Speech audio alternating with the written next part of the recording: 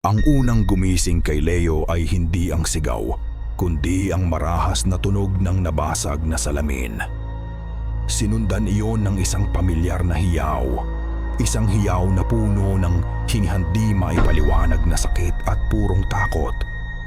Isang hiyaw na pag-aari ng kanyang ina. Napabalikwas siya mula sa kanyang banig. Ang puso niya'y tila gustong kumawala sa kanyang dibdib. Sa isang kisap matay mamakiyasabak at maataang payapang katahimikan ng gabi sa kanilang maliit na kubo ay pinalitan ng isang bangungot. Amoy ng basang lupa at ng isang bagay na masangsang. Parang nabubulok na laman ang biglang sumalakay sa kanyang pangamoy. "Inay! Itay!" Sigaw niya. Ang boses niya ay garalgal at puno ng pagkalito. Mula sa siwang ng kanyang silid, natanaw niya ang sala. Nakatayo ron ang kanyang ama, si Mateo. Isang anino laban sa nasirang bintana kung saan sumisilip ang maputlang liwanag ng buwan.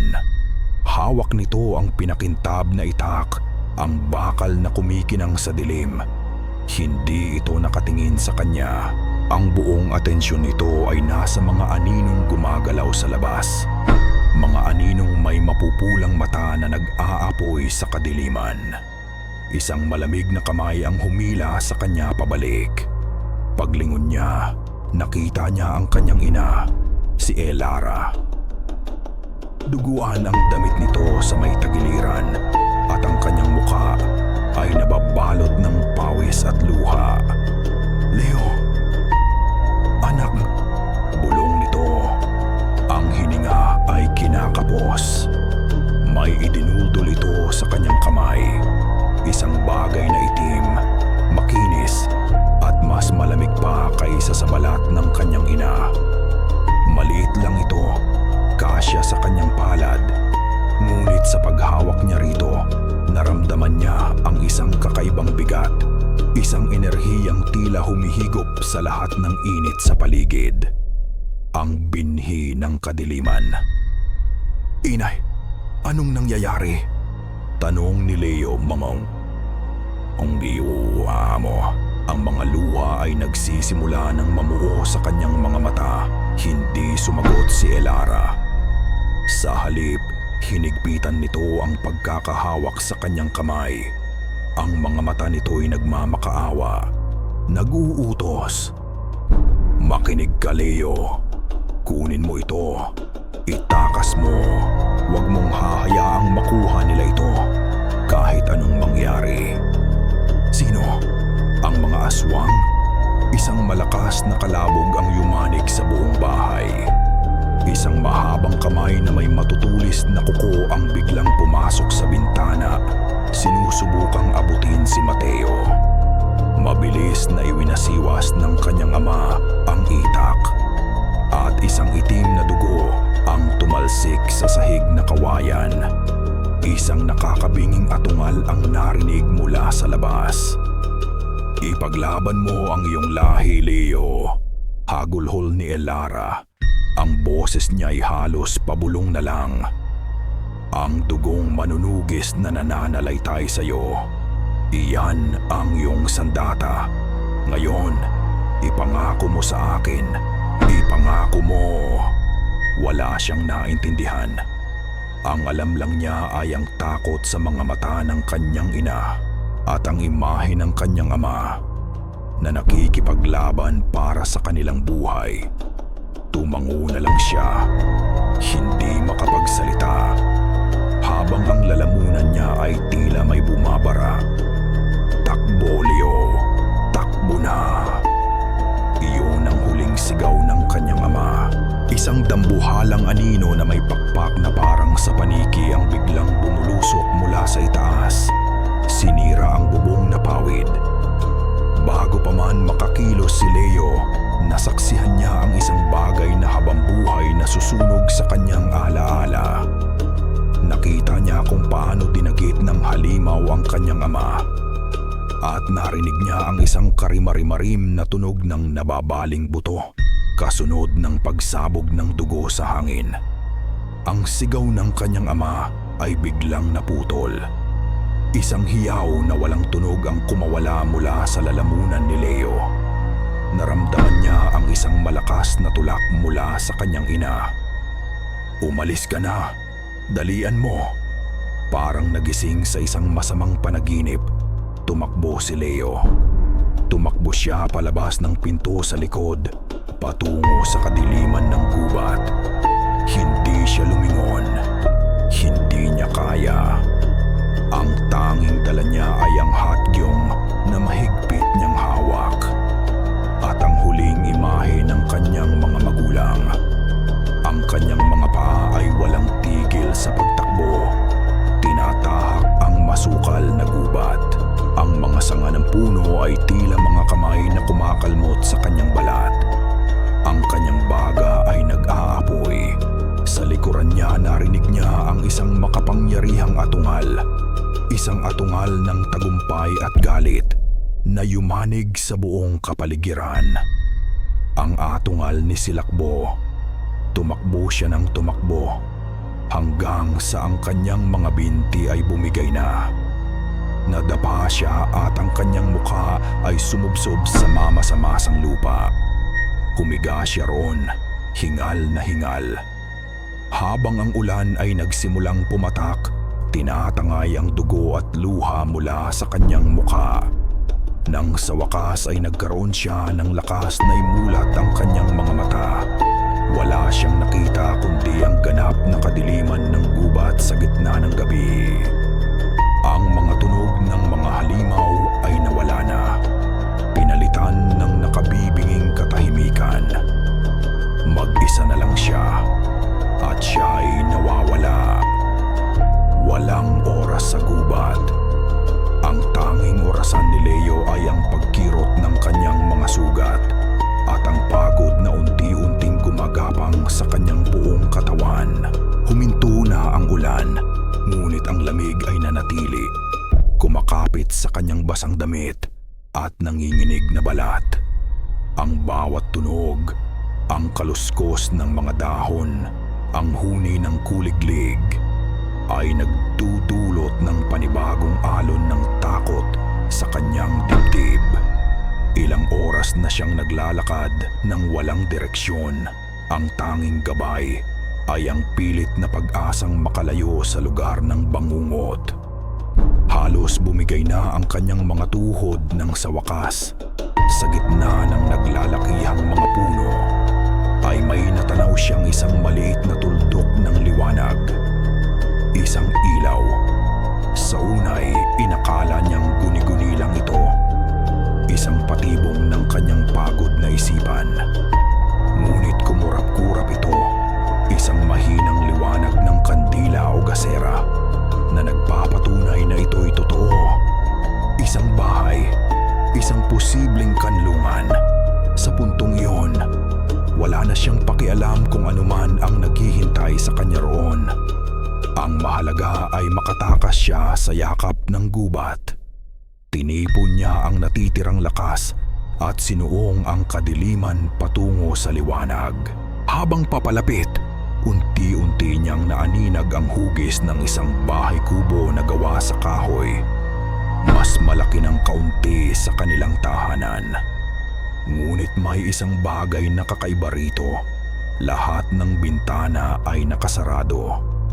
Hindi lang nakasarado, kundi tinakpan ng mga tabla ng kahoy na ipinako mula sa labas. Walang kahit isang siwang kung saan maaring pumasok ang liwanag ng buwan o ng araw kung sakali man. Isang pamilyar na kaba ang muling kumalat sa kanyang dibdib, ngunit nanaig ang kanyang pagod. Itinaas niya ang kanyang kamay at kumatok ng 3 beses sa pintong gawa sa matigas na kahoy. Sandaling katahimikan. Pagkatapos ay narinig niya ang tunog ng mga yabag sa loob. Dahan-dahang bumukas ang pinto at isang siwang ng mainit na liwanag ang tumama sa kanyang mukha. Sumilip mula roon ang isang lalaki, mga 50 anyos, na may malalim na guhit sa noo at mga matang puno ng pag-iingat. Sino ka? Anong kailangan mo sa ganitong oras ng gabi? Tanong ng lalaki. Ang boses ay magaspang. Naliligaw po ako. Hirap na sagot ni Leo. Ang lalamunan niya ay tuyong-tuyo. Kailangan ko lang po ng masisilungan. Kahit ngayong gabi lang. Sinuri siya ng lalaki mula ulo hanggang paa. Ang tingin nito'y tila tumatagos sa kanyang kaluluwa. Sa huli, bumuntong hininga ito at mas malaki nang binuksan ang pinto. Pumasok ka. Pumasok si Leo. At ang unang bumungad sa kanya ay ang mabigat na hangin sa loob. Amoy ng pinatuyong mga halaman, alikabok at kahoy na matagal nang hindi nasisikatan ng araw. Ang tanging liwanag ay mula sa isang gasera na nakapatong sa isang maliit na mesa sa gitna ng sala. Sa isang sulok, isang babae na may kaparehong edad ng lalaki ang nakatayo. Ang mga kamay ay magkayakap sa dibdib na tila nilalamig. Sa tabi nito ay isang dalagita. Marahil ay kaedad niya na may mahabang buhok at mga matang malulungkot.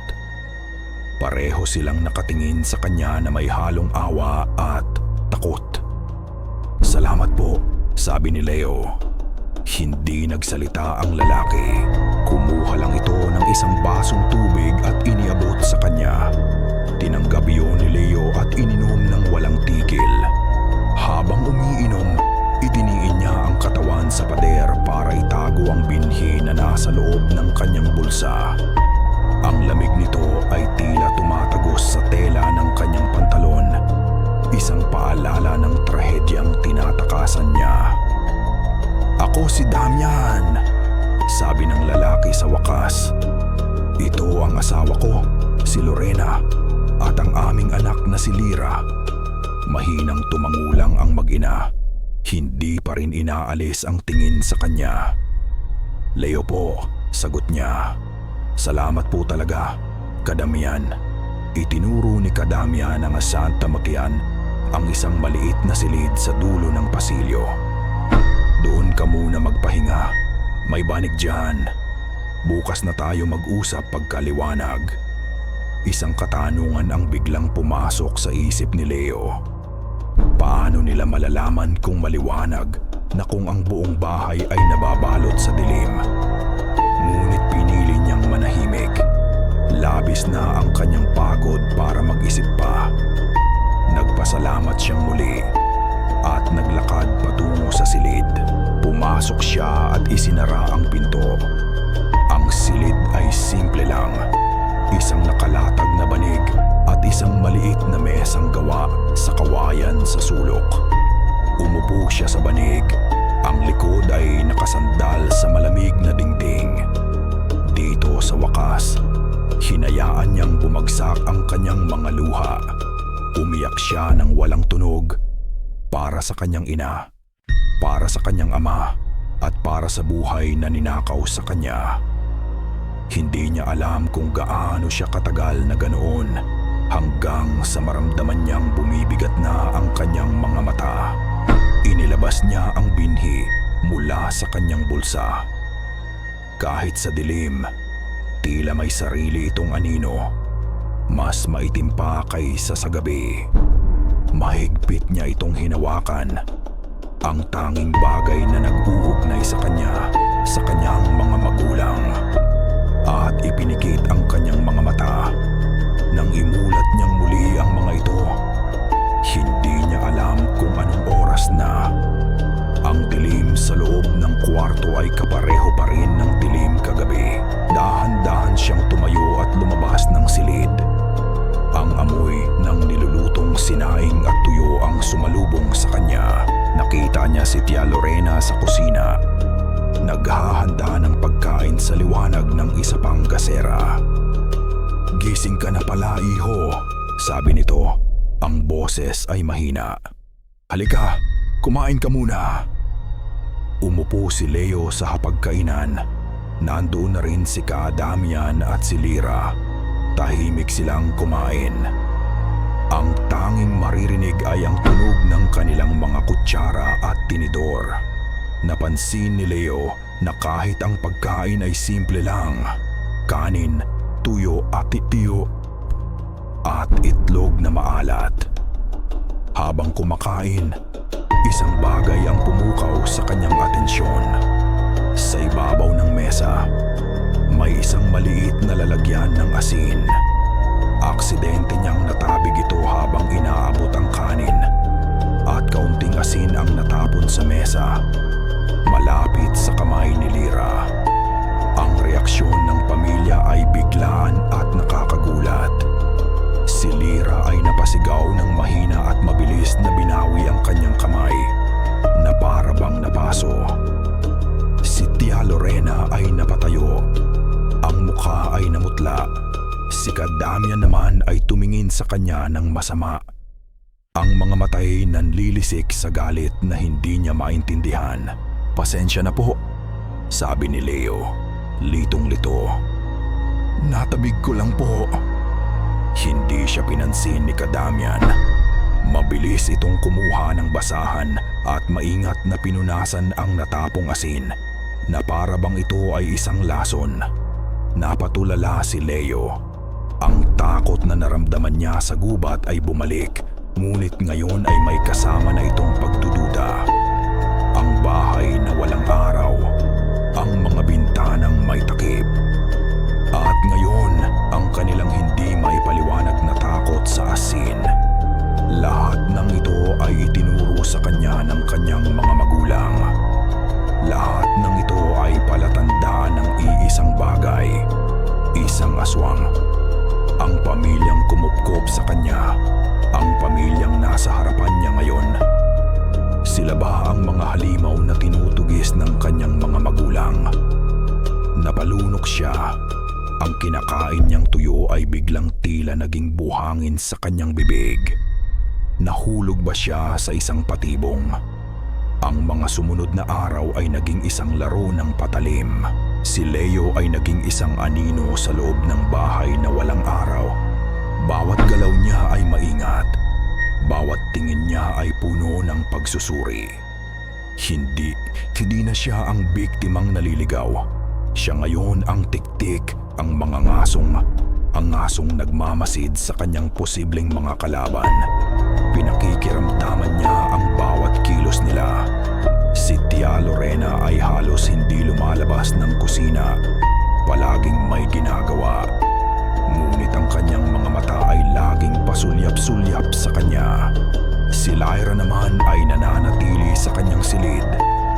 At kung lumabas man, ito'y para lang kumuha ng pagkain at mabilis na bumalik sa kanyang lungga.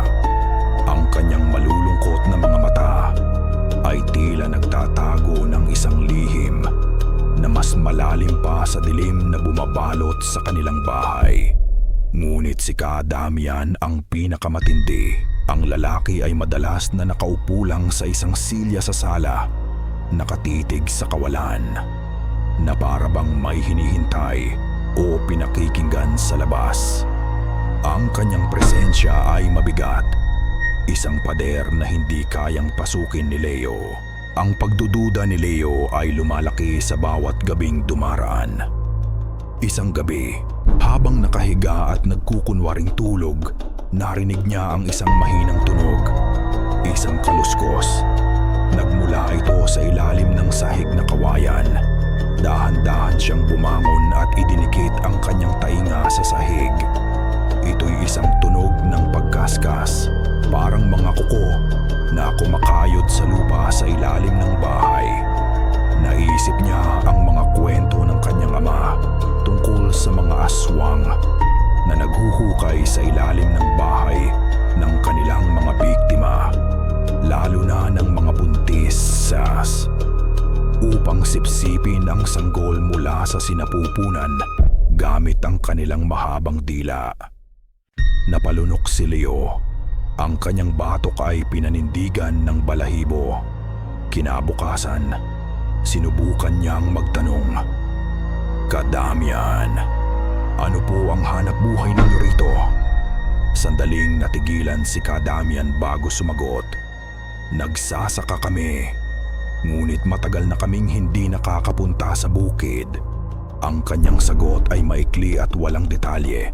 Dahil na nakabatiyo ang bata naman na lalo lang nagpatindi sa hinala ni Leo.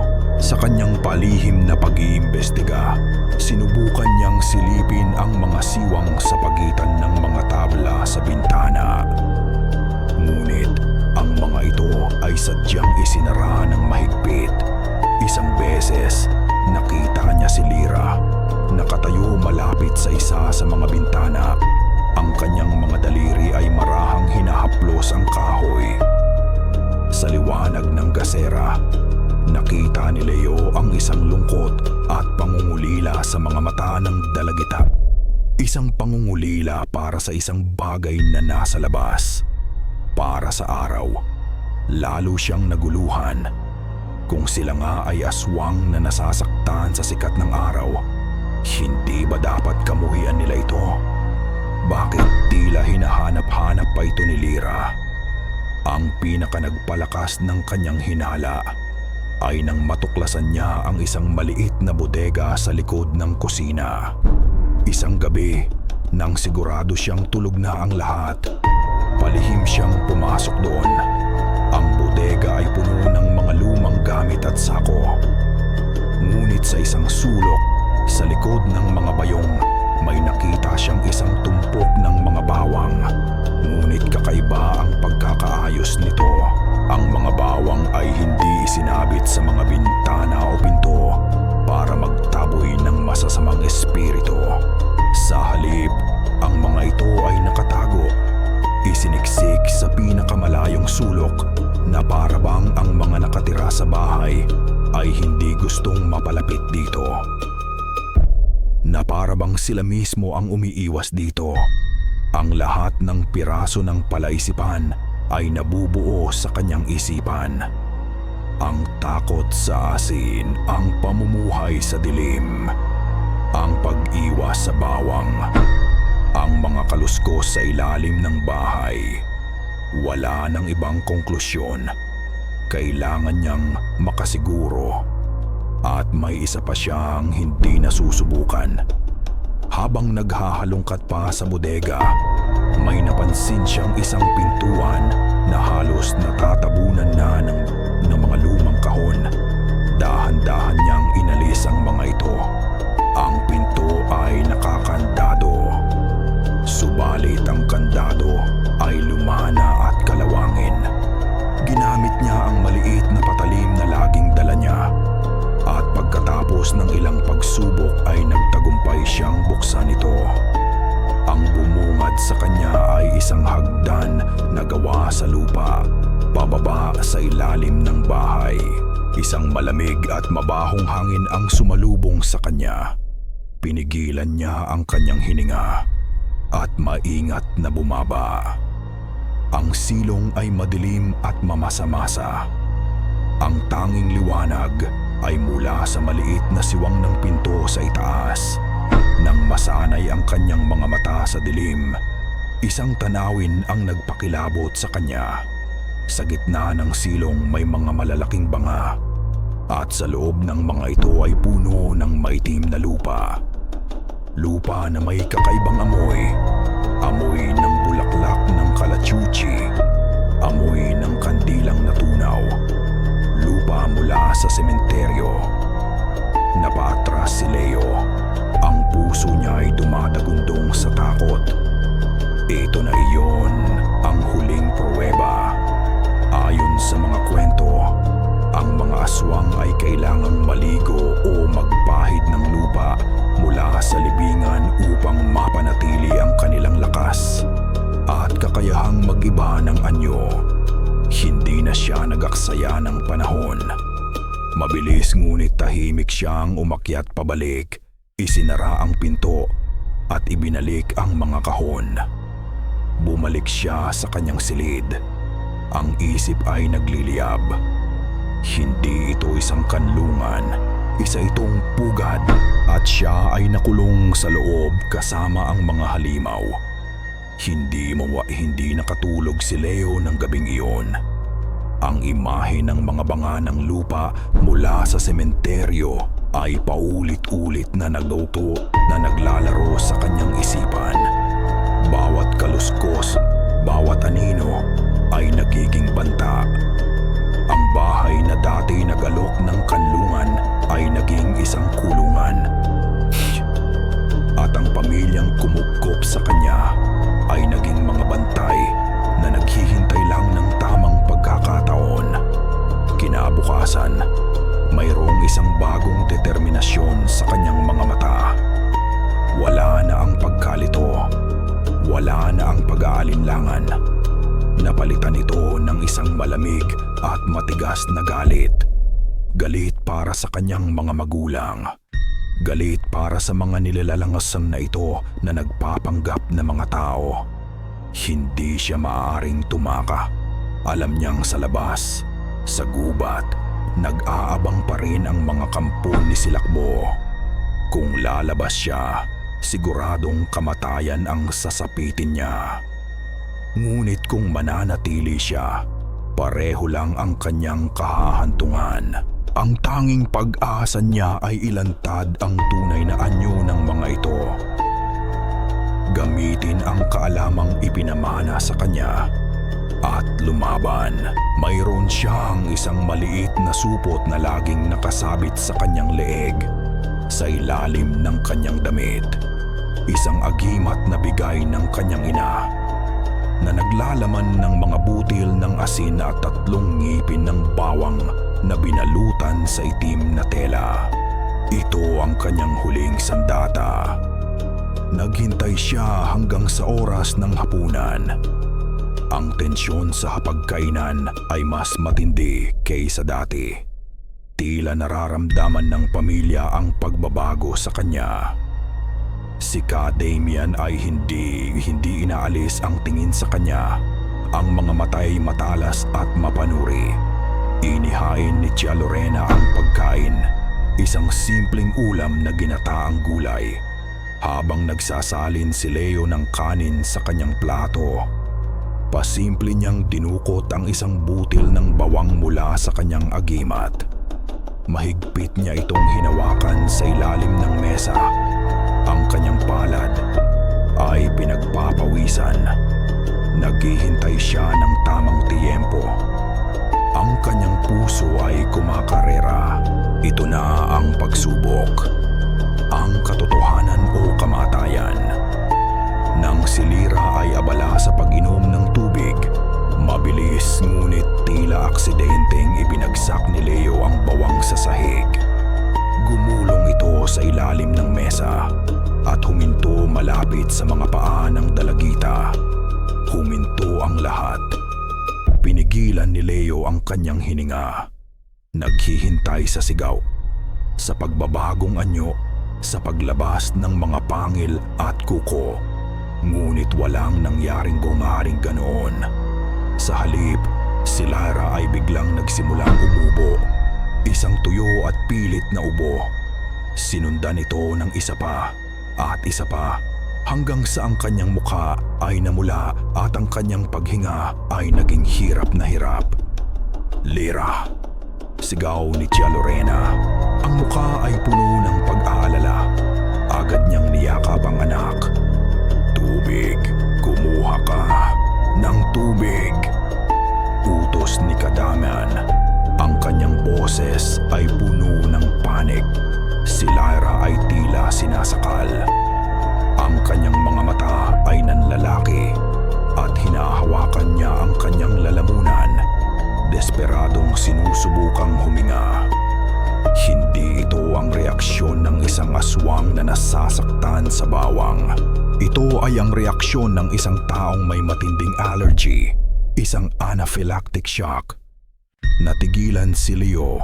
Ang lahat ng kanyang kasiguraduhan ay gumuho sa isang iglap.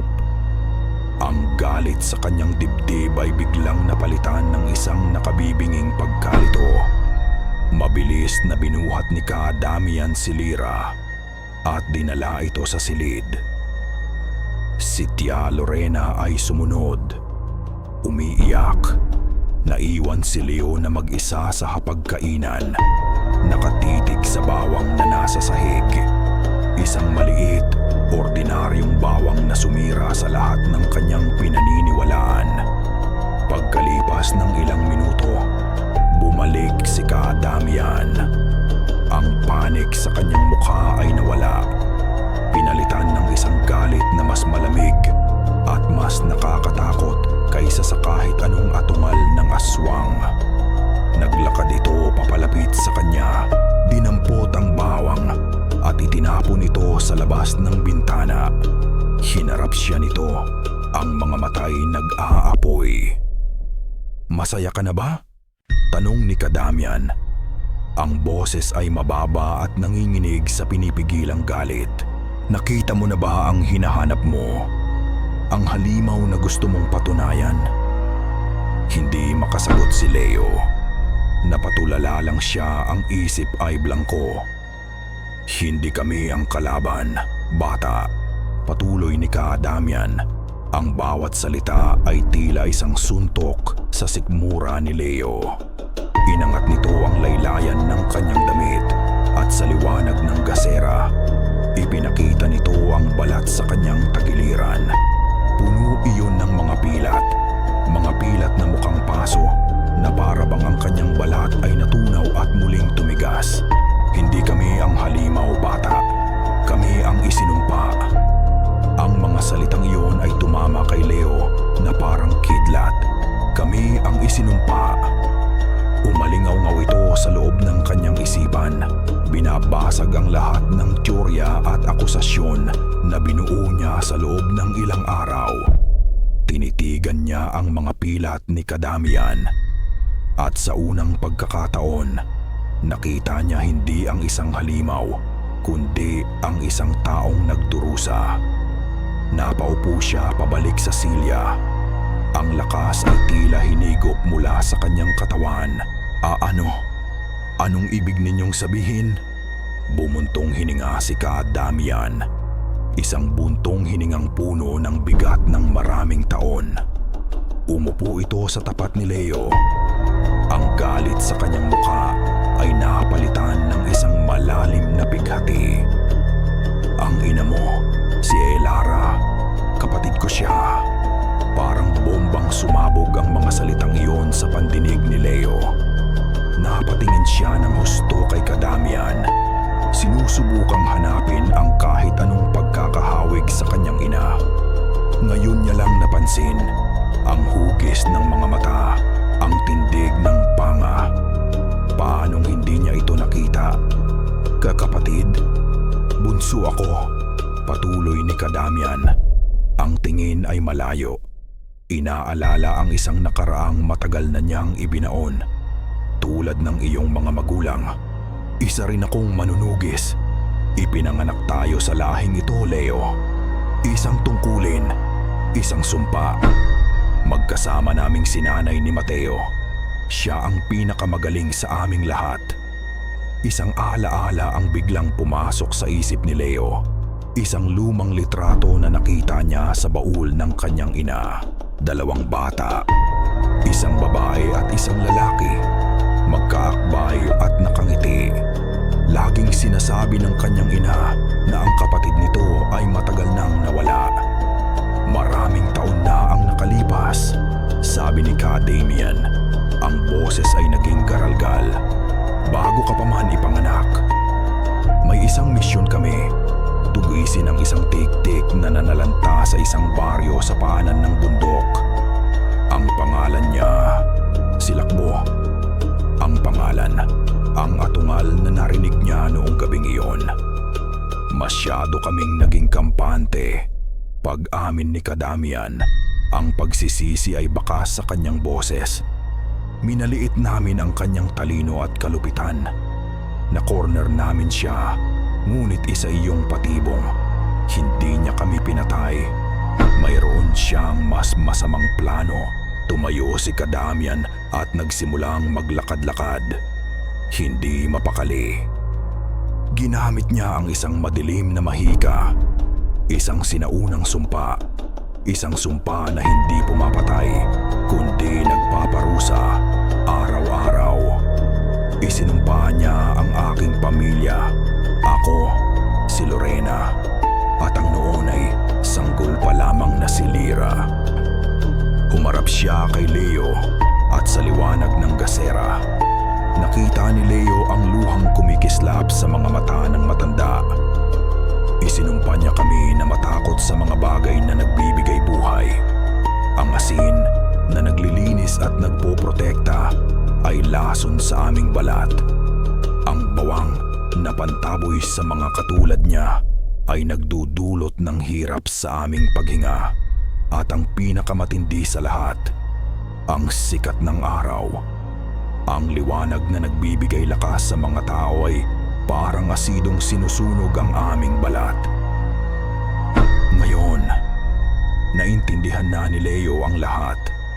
Ang mga bintanang may takip, ang mga pilat, ang takot sa asin, ang buhay sa walang hanggang dilim. Hindi sila nagtatago dahil sila ang halimaw. Nagtatago sila mula sa sakit na dulot ng sumpa. Ang lupa sa sementeryo, bulong ni Leo. Iyon lang ang nakakapagpalamig sa aming balat, sagot ni Ka Damian. Ang lamig ng lupa ang tanging nagbibigay ng kaunting ginhawa sa walang tigil na pagkirot. Isang matinding hiya at pagsisisi ang pumalot kay Leo. Hinusgahan niya tinakot niya sila. Ginamit niya ang kanilang pinakamatinding kahinaan laban sa kanila. Kaya ako tumigil, sabi ni Ka Damian. Ang boses ay halos pabulong na lang. Iniwan ko ang pagiging manunugis dahil nabigo ako. Hindi ko nagawang protektahan ang sarili kong pamilya. Itinago ko sila rito, sa gitna ng gubat, malayo sa lahat. Umaasang hindi na kami muling matatagpuan ni Silakbo. Tumingin si Ka Damian sa bulsa ni Leo kung saan nakatago ang binhi. Tila tumagos ang kanyang tingin sa tela. Pero nahanap niya pa rin kayo dahil sa bagay na iyan. Isang malamig na kaba ang gumapang sa likod ni Leo. Paano niya nalaman? Alam kong dala mo yan, sabi ni Ka Damian. Ang kanyang boses ay puno ng kasiguraduhan. Nararamdaman ko ang lamig nito, ang kapangyarihan nito. Iyan ang dahilan kung bakit niya kayo inatake. Iyan ang matagal na niyang hinahanap.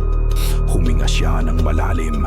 Ang kanyang mga mata ay puno ng isang bagong takot.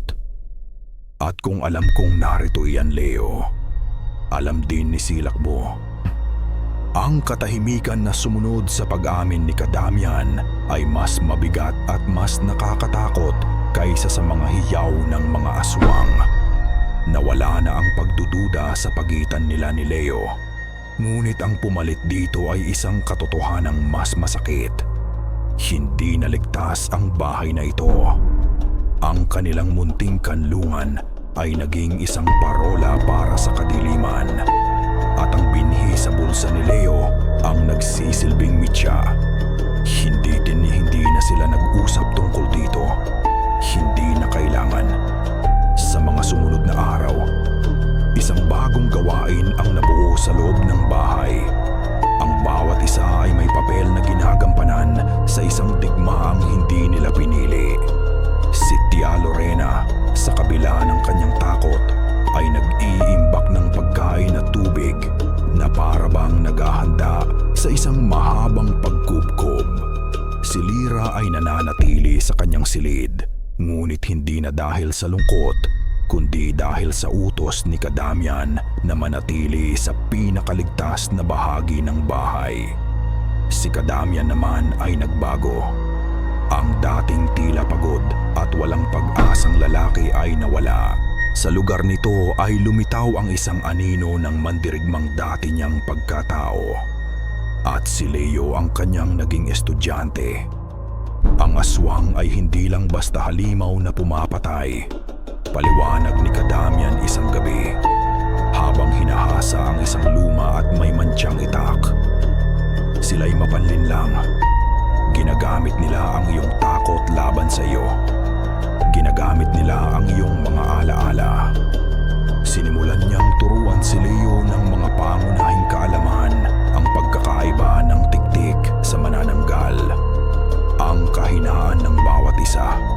Itinuro niya kung paano makikilala ang kanilang mga bakas, ang hindi pantay na mga yapak ng isang tikbalang, ang amoy ng nabubulok na bulaklak na iniiwan ng isang berbal lang.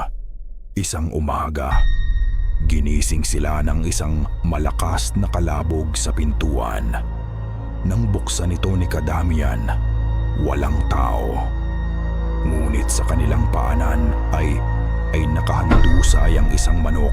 Ang putol na leeg nito ay nag-iwan ng isang maitim na mantsa ng dugo sa kanilang pintuan. Isang malinaw na mensahe, isang babala. Nandito na sila, bulong ni Kadamian. Nagmamatyag, hinihintay tayong magkamali.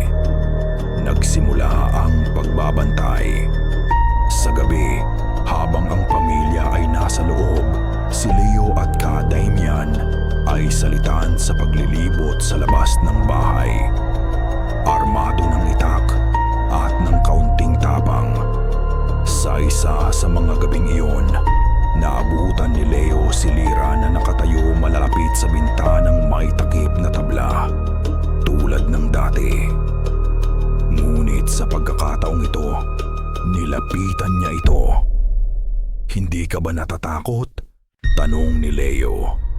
Umiling si Lira. Ang mga mata ay nakatutok pa rin sa mga tabla. "Mas natatakot ako na baka hindi ko na maalala ang itsura niya." "Ang itsura, Nino?" Araw," sagot niya. Ang boses ay halos pabulong. "Minsan, sa mga lumang libro, nakikita ko ang mga larawan. Ang ginintuang kulay niya sa bukirin, ang pagkinang niya sa ilog. Iniisip ko kung ano kaya ang pakiramdam ng init niya sa balat." Isang kirot ang naramdaman ni Leo sa kanyang dibdib.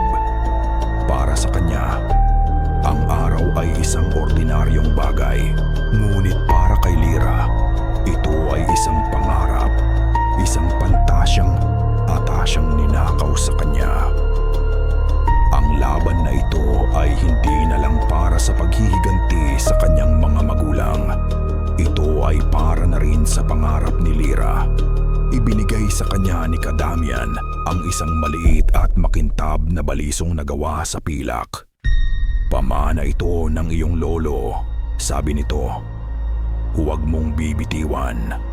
Gabi-gabi, pinapakiramdaman ni Leo ang bigat at lamig ng balisong sa kanyang kamay. Nagsasanay siya sa dilim, ginagaya ang mga kilos na itinuro ni Kadamian. Ang bawat wasiwas ay para sa kanyang ama. Ang bawat saksak ay para sa kanyang ina. Isang gabi, habang siya ang nakabantay, ang hangin ay hindi pangkaraniwan ang katahimikan. Walang huni ng kuliglig, walang kaluskos ng mga dahon. Isang katahimikang nakakabingi. Nakatayo si Leo malapit sa isang malaking puno ng akasya. Ang kanyang mga pandama ay nakaalerto, at sa gitna ng katahimikang iyon, narinig niya ito, isang bulong, isang boses na malambing, puno ng pagmamahal, at higit sa lahat, pamilyar si Leo. "Anak," nanigas si Leo sa kanyang kinatatayuan. Ang kanyang puso ay huminto sa pagtibok. Imposible. Ngunit ang boses, walang duda. "Inahimahoy." Bulong niya pabalik kahit alam niyang isa itong kabaliwan. Ang boses ay nagmula sa kadiliman ng gubat sa kabilang banda ng mga puno. "Tulungan mo ako, anak. Ang lamig dito." Ito ang boses ng kanyang ina. Ang boses na huli niyang narinig na sumisigaw para sa kanyang pagtakas. Alam ng kanyang isip na isa itong pataybong, isang masama at malupit na patibong. Ngunit ang kanyang puso, ang kanyang nangungulilang puso, ay nagsimulang maniwala. "Huwag kang sasagot. Isang magaspang na kamay ang biglang tumakip sa bibig ni Leo mula sa likuran at hinila siya papalayo sa puno. Si Ka Damian. Ang kanyang mga mata ay nag-aalab sa galit at pag-aalala. Bitag yan, mariing bulong ni Ka Damian. Ang hininga ay mainit sa tainga ni Leo. Ginagaya nila ang boses ng mga mahal mo sa buhay. Isang beses kang sumagot, isang beses kang maniwala, at nakuha ka na nila. Pinakawalan siya ni Ka Damian. Nanginginig na napasandal si Leo sa puno. Ang pawis ay tumatagaktak sa kanyang noo. Ang boses ay nawala na. Pinalitan muli ng nakabibinging katahimikan ng gubat. Ngunit ang alingaw-ngaw nito ay nanatili sa kanyang isipan. Isang lason na unti-unting kumakalat. Napagtanto niya kung gaano siya kahina, kung gaano kadali siyang mauto ng sarili niyang pangungulila. Pumasok na tayo sa loob, sabi ni Ka Damian. Ang kanyang boses ay mas mahinahon na ngayon. Masyado na silang lumalapit. Bumalik sila sa bahay. Ang bigat ng panganib ay mas matindi pa kaysa dati. Isinara ni Ka Damian ang pinto at hinarangan ito ng isang makapal na piraso ng kahoy. Sa gabing iyon, walang natulog. Ang buong pamilya ay nagtipon sa sala, sa liwanag ng iisang gasera. Bawat isa ay abala sa sariling takot. Si Leo ay nakaupo sa sahig, ang likod ay nakasandal sa pader, ang kamay ay hindi bumibitiw sa hawak na balisong. Ang binhi ng kadiliman sa kanyang bulsa ay tila mas malamig pa kaysa karaniwan. Sa kabilang sulok, si Lira ay nakayuko. Ang kanyang mga braso ay nakayakap sa kanyang mga tuhod. May mga sandaling napapangiwi siya sa sakit. Isang sakit na hindi nakikita ng mata. Masama na naman ba ang pakiramdam mo, anak? Tanong ni Tia Lorena. Ang boses ay puno ng pag-aalala. Mahinang tumango si Lyra. Parang sinusunog po ang balat ko, inay. Kahit walang araw. Tila ang sumpa ay lalong lumalala habang papalapit ang mga alagad ni Silakbo. Ang kadiliman sa labas ay tila nagpapalakas sa kadiliman sa loob ng kanilang mga katawan. Dahil sa awa at sa biglaang bugso ng damdamin, lumapit si Leo kay Lira. Hindi niya alam kung ano ang sasabihin. Ano nga ba ang sasabihin mo sa isang taong hindi mo kayang tulungan? Umupo siya sa tabi nito. Pasensya na, bulong ni Leo. Para sa lahat, para sa bawang. Tumingin sa kanya si Lira. At sa liwanag ng gasera, nakita ni Leo ang isang maliit na ngiti sa mga labi nito. Ayos lang, alam kong natatakot ka lang. Sa gitna ng kanilang pag-uusap, ang kamay ni Lyra ay aksidenteng napadikit sa bulsa ng pantalon ni Leo. Ang bulsa kung saan nakatago ang binhi. Isang bagay ang nangyari. Isang mahinang liwanag, kulay gatas at mainit-init, ang biglang kumalat mula sa bulsa ni Leo. Tumagosas sa tela ng kanyang damit.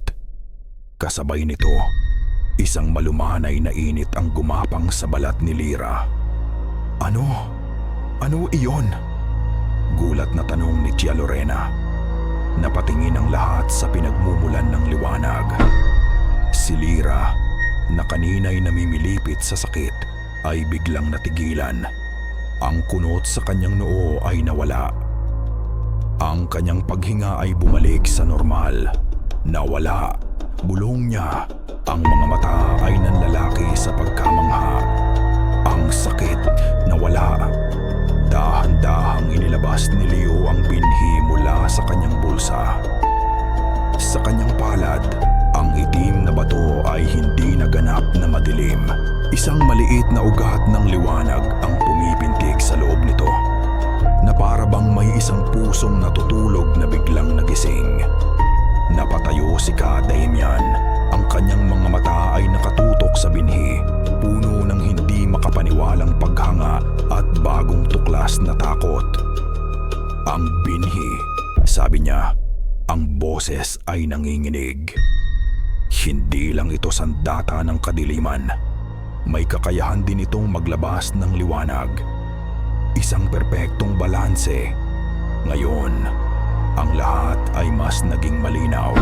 Ito ang dahilan kung bakit gustong-gusto ni Silakbo na makuha ang binhi. Hindi lang para palakasin ang kanyang sarili, kundi para alisin ang tanging bagay sa mundo na maaaring maging kahinaan niya. Ngunit may isa pang katotohanan na dahan-dahang lumulubog sa kanilang mga isipan. Isang katotohanang mas nakakagulat at mas masakit. Kung ang binhi ay may liwanag na kayang magpaginhawa sa balat ni Lyra, kung ang sumpa ay nagmula sa kadiliman, at ang lunas ay nangangailangan ng liwanag, natigilan si Leo. Tumingin siya kay Lyra, na ngayon ay nakatingin sa binhi na may bagong pag-asa sa kanyang mga mata. Tumingin siya kay Kadamian at Tia Lorena, na kapwa nakatingin sa kanya. Ang kanilang mga mukha ay pinaghalong pag-asa at desperasyon. Ang binhi ng kadiliman, ang huling pamana ng kanyang ina, ang bagay na ipinangako niyang proprotektahan at, kung kinakailangan, ay sisirain para talunin ang kasamaan. Ito rin pala ang nag-iisang lunas na maaaring magpalaya sa kanyang bagong pamilya mula sa kanilang habambuhay na pagdurusa. Isang imposible at nakakawasak na pagpipilian ang biglang inilatag sa kanyang harapan.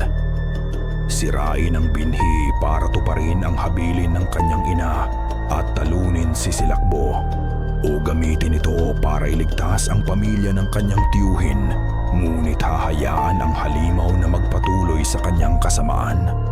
Habang ang lahat ay nakatitig sa himala sa kanyang palad, isang malakas at nakakakilabot na sigaw ang biglang bumasag sa katahimikan mula sa labas. Sinundan ito ng isa pa, mas malapit, mas desperado. Pagkatapos, katahimikan. Isang katahimikang mas masahol pa sa kahit anong sigaw. Nagkatinginan si Leo at Kadamian. Ang kanilang mga mukha ay namutla. Ang paghihintay ay tapos na. Ang pangangaso ni Silakbo ay natapos na. Natagpuan na sila nito. Ang katahimikang iyon ay hindi nagtagal. Isang marahas na kalabog ang yumanig sa buong bahay, na tila isang dambuhalang puno ang ibinagsak sa kanilang bubungan. Sinundan ito ng tunog ng kinakalmot na kahoy. Isang tunog na nakakapangilabot, parang mahahabang kuko na desperadong sinusubukang pumasok. Pumunta kayo sa silid. Ngayon na, sigaw ni Kadamian habang tinutulak sina Lorena at Lyra patungo sa kwarto. Ang pag-aalangan ay nawala na sa kanyang mga mata. Pinalitan ng isang bakal na determinasyon ng isang mandirigmang muling nagising. Kinuha niya ang kanyang itak at isang sulo na mabilis niyang sinindihan mula sa gasera. Leo, sa likod ka. Huwag mong hahayaang makapasok sila mula roon. Tumango si Leo. Ang puso niya ay dumadagundong sa kanyang dibdib. Mahigpit niyang hinawakan ang balisong na pilak at tumakbo patungo sa kusina, kung saan naroon ang pintuan sa likod. Ang binhi ay muli niyang isinilid sa kanyang bulsa. Ang liwanag nito ay nawala na, ngunit ang lamig nito ay nanatili. Isang paalala ng imposibleng pagpipilian na kailangan niyang gawin. Isang malakas na puwersa ang biglang bumangga sa pinto sa likuran, at ang mga bisagra nito ay umalulong sa bigat. Sinipa ni Leo ang isang mabigat na mesa at isinandal ito sa pinto para harangan. Mula sa sala, narinig niya ang sigaw ni Kadamian, kasunod ng tunog ng nagbabanggaan na bakal. Ang laban ay nagsimula na. isang bintanang may takip na tabla sa kusina ang biglang nabasag. Isang anino ang mabilis na pumasok. Isa itong tiktik, payat ang katawan, mahaba ang mga braso at binti, at may mga matang nag-aapoy na pula. Bago pa man ito makatayo ng tuwid, sumugod si Leo. Ginamit niya ang lahat ng itinuro ni Kadamian. Hindi siya nag-isip. Kumilos lang siya. Sinalubong niya ang halimaw at isinaksak ang balisong na pilak sa dibdib nito. Isang nakakapasong sigaw ang kumawala mula sa tiktik. Nagpumiglas ito at sa isang malakas na sampal ay tumilapon si Leo. Tumama ang kanyang likod sa pader. Nahihilo, nakita niyang binubunot ng tiktik ang balisong mula sa dibdib nito. Itim na usok ang lumalabas mula sa sugat. Ngunit bago pa man ito makasugod muli, isang anino ang dumaan sa kanyang likuran. Si Kadamian, na may hawak na sulo, ang sumalubong sa halimaw. Iwinasiwas niya ang nagniningas na apoy sa mukha ng tiktik. Ang halimaw ay umungal sa sakit at takot. Tinatakpan ang nasusunog goog. Nitong mukha, ito na ang pagkakataon. Mabilis na dinampot ni Leo ang isang palakol na panggatong sa sulok at gamit ang lahat ng kanyang natitirang lakas, ibinagsak ito sa leeg ng tiktik. Isang karimari-marim na tunog ng nabaling buto. Bumagsak ang halimaw sa sahig, walang ulo at unti-unting naging abo. "Ayos ka lang?" tanong ni Kadamian. Hingal na hingal. Tumangulang si Leo, sinusubukang habulin ang kanyang hininga. Ang ingay sa labas ay tila humina. Ang mga kalabog sa pinto at bubong ay tumigil. "Tapos na ba?" tanong ni Leo. Isang kakaibang tingin ang ibinigay sa kanya ni Kadamian. Isang tingin ng biglaang pagkatanto at matinding takot. "Hindi. Masyadong naging madali." Agad na naintindihan ni Leo. Ang pag-atake sa harap at likod, ang mga halimaw na kanilang nilabanan. Isang diversyon. Bulong nilang halos sabay.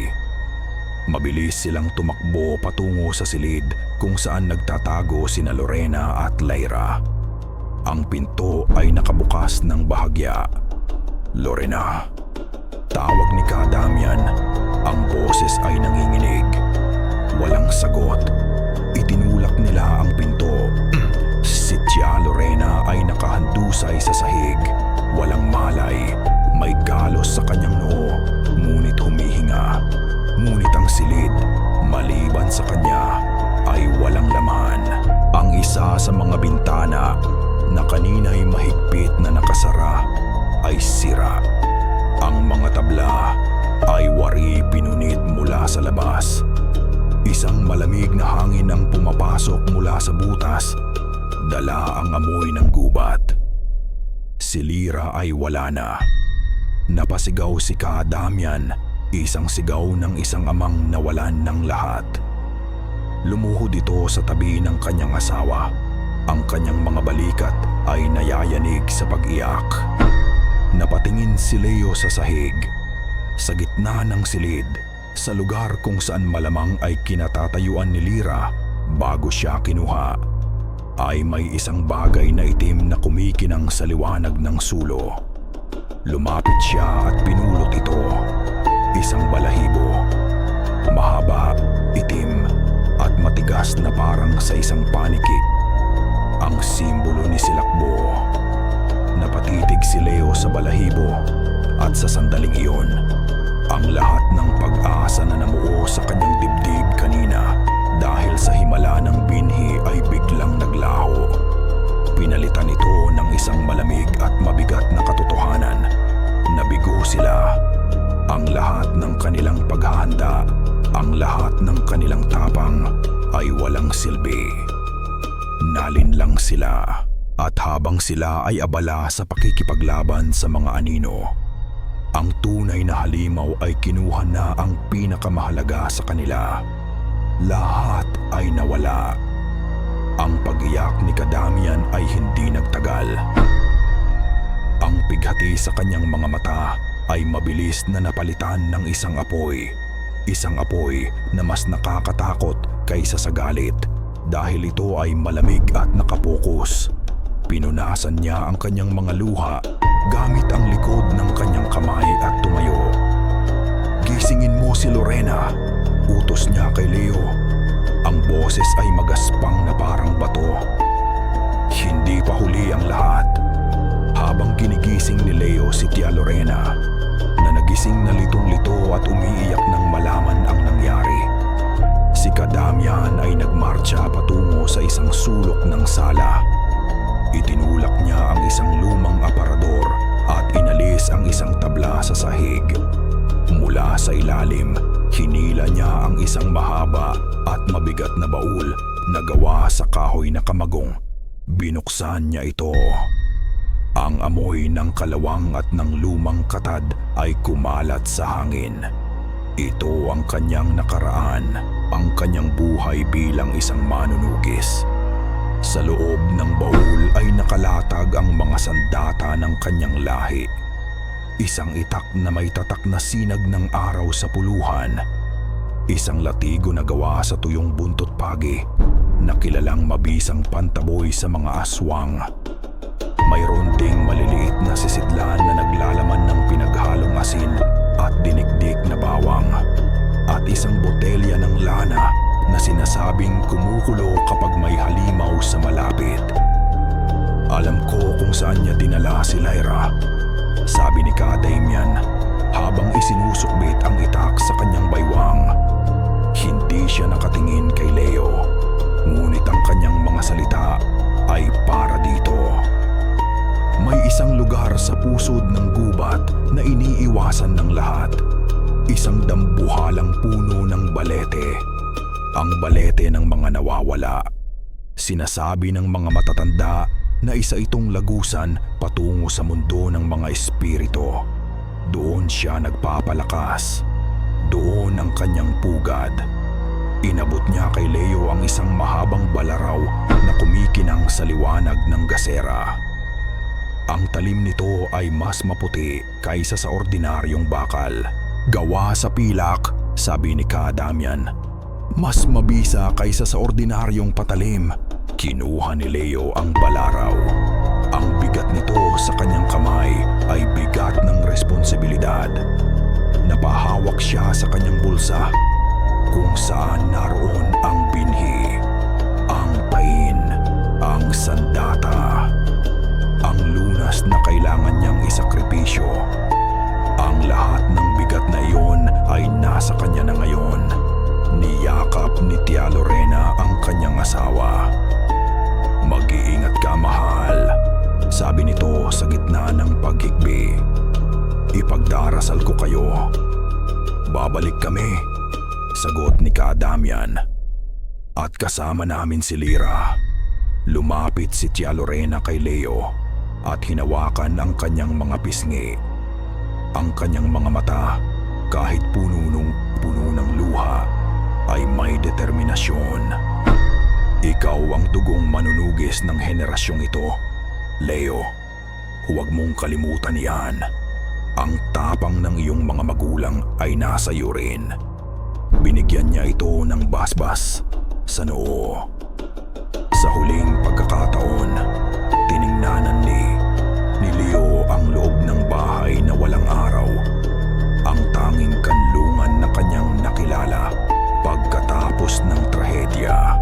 At pagkatapos, kasama ang kanyang tiyuhin, humakbang sila palabas sa kadiliman. Iniwan ang isang ina na nagdarasal at isang tahanang nabalot sa katahimikan. Ang paglalakbay patungo sa puso ng gubat ay kakaiba. Ang dating mga tunog na kinatatakutan ni Leo, ang kaluskos, ang huni, ay wala na. Pinalitan ito ng isang mapanupil na katahimikan. na para bang ang buong gubat ay nagpipigil ng hininga. Naghihintay sa nalalapit na labanan. Sinundan lang ni Leo ang anino ni Kadamian na gumagalaw sa pagitan ng mga puno na may pamilyar na bilis, na para bang ang gubat ay isang ekstensyon ng kanyang katawan. Pagkatapos ng halos isang oras na paglalakbay, huminto si Kadamian. Itinaas niya ang kanyang kamay. Nandito na tayo. Sumilip si Leo mula sa likod ng isang malaking puno.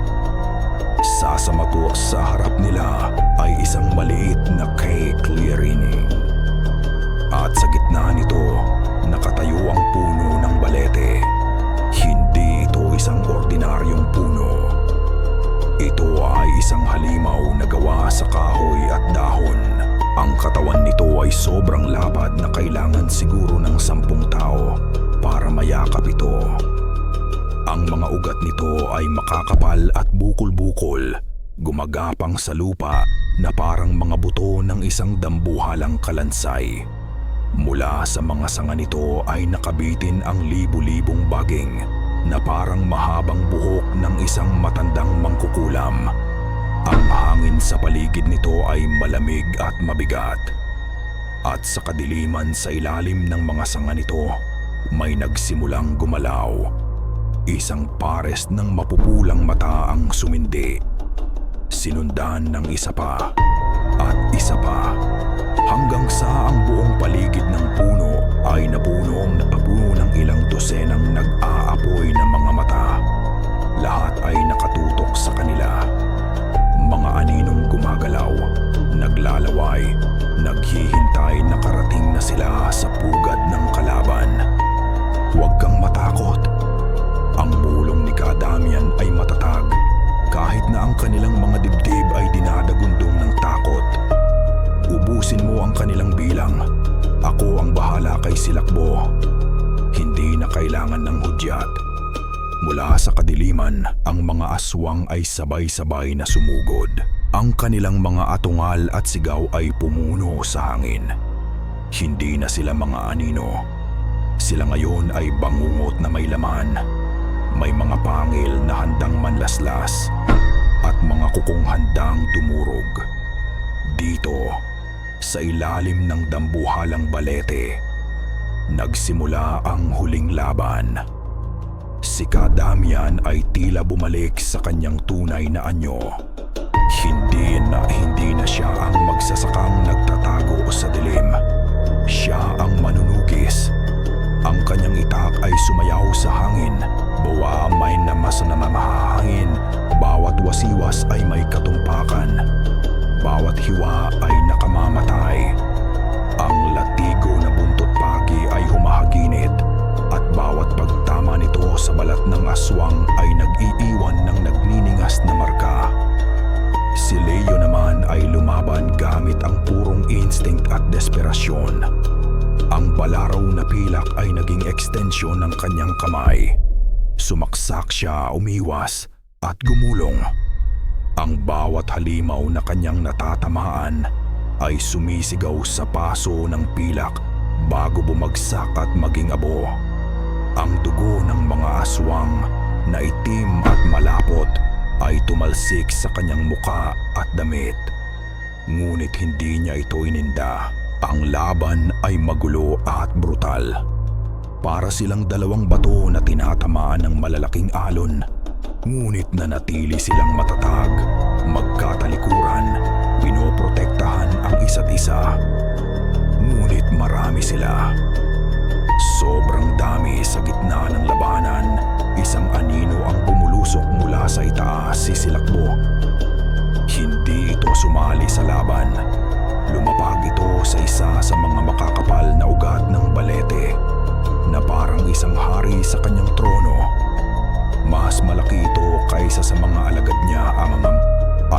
Ang mga pakpak na parang sa paniki ay nakatiklop sa likuran. Ang kanyang mga mata ay hindi pula, kundi kulay ng nagyelong buwan.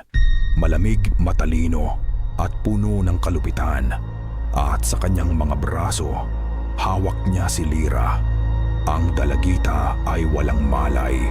Ang kanyang ulo ay nakasandal sa dibdib ng halimaw. "Pagod na ba kayo, mga manunugis?" Ang boses ni Silakbo ay hindi atungal, kundi isang malamig at nanunuot na bulong na narinig ng lahat kahit sa gitna ng ingay. Natigilan si Kadamian. "Lira!" sigaw niya. Ang kanyang boses ay puno ng sakit. Ito ang pagkakataong hinintay ng mga aswang. Isang tik-tik ang mabilis na sumugod mula sa gilid ni Kadamian.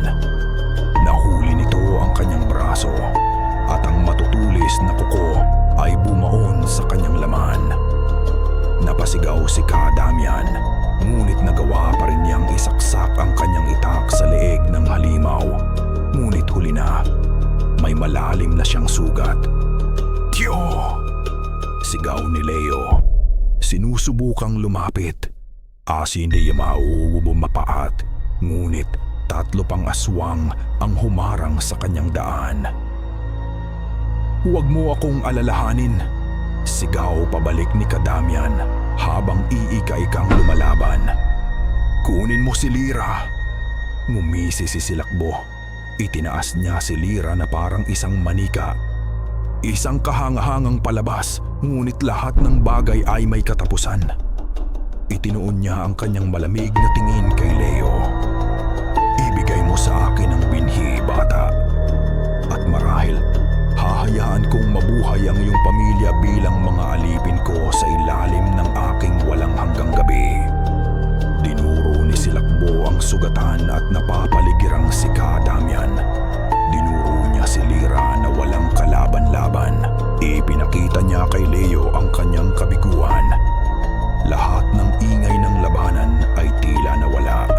Ang tanging nakikita ni Leo ay si Lira, ang pinsan na pinangakuan niya sa sarili na ililigtas.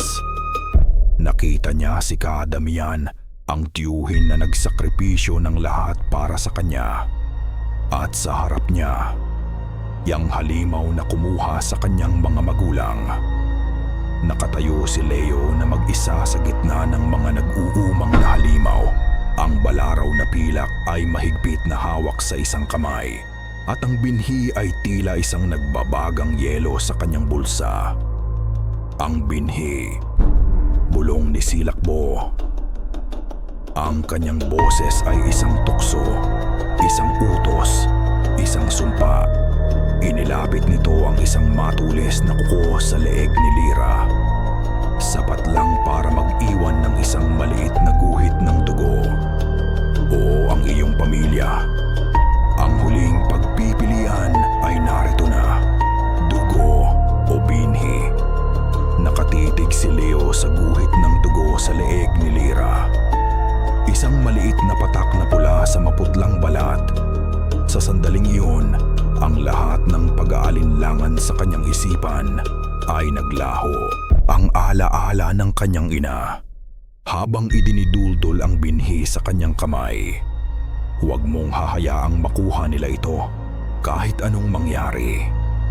Ang pangarap ni Lira na masilayan ang araw. Iniisip ko kung ano kaya ang pakiramdam ng init niya sa balat. Ang determinasyon ni Kadamian. Babalik kami at kasama namin si Lira. Dahan-dahan, itinaas ni Leo ang kanyang kamay na walang sandata. Isang senyas ng pagsuko. Ang mga aswang sa paligid niya ay huminto sa pag-atake na parabang naghihintay ng utos mula sa kanilang pinuno. Ngumisi si Silakbo sa samangkuhabo sa bitik, isang ngisi ng tagumpay. Isang matalinong bata. Dahan-dahang idinukot ni Leo ang binhi mula sa kanyang bulsa. Sa dilim ng gubat, ang maliit na itim na bato ay tila humihigop ng lahat ng liwanag. Hawak niya ito sa kanyang palad para makita ng lahat. Ang lunas, ang sandata, ang kanyang sumpa. "Bitawan mo siya," sabi ni Leo. Ang kanyang boses ay kalmado sa isang paraang nakakatakot. "Ibibigay ko ito sa iyo.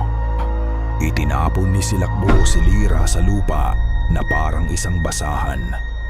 Gumapang ang dalagita palayo, umiiyak, patungo sa sugatang si Kadamian na pilit na tumatayo. Ngayon, si Leo at si Silakbo na lang ang magkaharap. Naglakad si Leo papalapit, ang kamay ay nakaunat, iniaalok ang binhi. Si Silakbo naman ay bumaba mula sa ugat ng balete. Ang mga mata ay nakatutok sa premyo.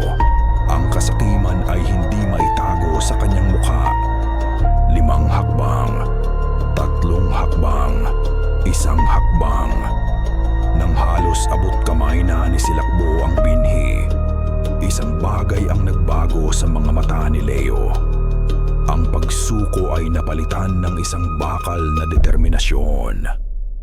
Ang sabi ng nanay ko, "Huwag kong hahayaang makuha mo ito," bulong ni Leo. Hindi niya sinabing, "Hindi ko ito pwedeng sirain." Bago pa man makakilos si Silakbo, sa isang mabilis at marahas na galaw, isinara ni Leo ang kanyang palad at dinurog ang binhi gamit ang lahat ng lakas na ibinigay sa kanya ng kanyang lahi, ng kanyang galit, at ng kanyang pagmamahal. Hindi isang pagsabog ng apoy ang nangyari. Ito ay isang pagsabog ng katahimikan, isang pagsabog ng purong liwanag. Isang nakakasilaw na puting liwanag ang biglang bumulwak mula sa palad ni Leo na walang init, ngunit mas dalisay at mas matindi kaysa sa sikat ng araw. Ito ay liwanag na sagrado. Isang liwanag na siyang kabaligtaran ng lahat ng kinakatawan ng mga aswang. Si Silakbo na nasa pinakamalapit ang unang natamaan. Isang nakakapasong sigaw ang kumawala mula sa lalamunan nito. Isang sigaw na hindi ng sakit, kundi ng ganap na pagkalusaw. Ang kanyang balat ay naging abo, ang kanyang mga pakpak ay natunaw, at ang kanyang buong anyo ay gumuho na parang buhangin sa hangin. Ang liwanag ay kumalat, nilamon ang lahat ng aswang sa paligid. Ang kanilang mga atungal ay naging mga pabulong na sigaw bago sila tuluyang naglaho sa nakakasilaw na kaputian. Ang buong labanan ay natapos sa isang iglap. Nang humupa ang liwanag, ang natira na lang ay ang nakabibinging katahimikan. Ang pugad ng mga aswang ay nalinis na. Kasabay ng paglaho ng liwanag, naramdaman ni Leo ang isang bagay na naputol sa loob niya. Isang mainit na koneksyon. Ang huling hibla ng enerhiya na nag-uugnay sa kanya sa kaluluwa ng kanyang ina, na marahil ay nanatili dahil sa binhi, ay tuluyan ng napawi. Ngayon, alam niya, tuluyan ng yumao si Elara. Napaluhod si Leo. Ang lakas ay tuluyang nawala sa kanyang katawan.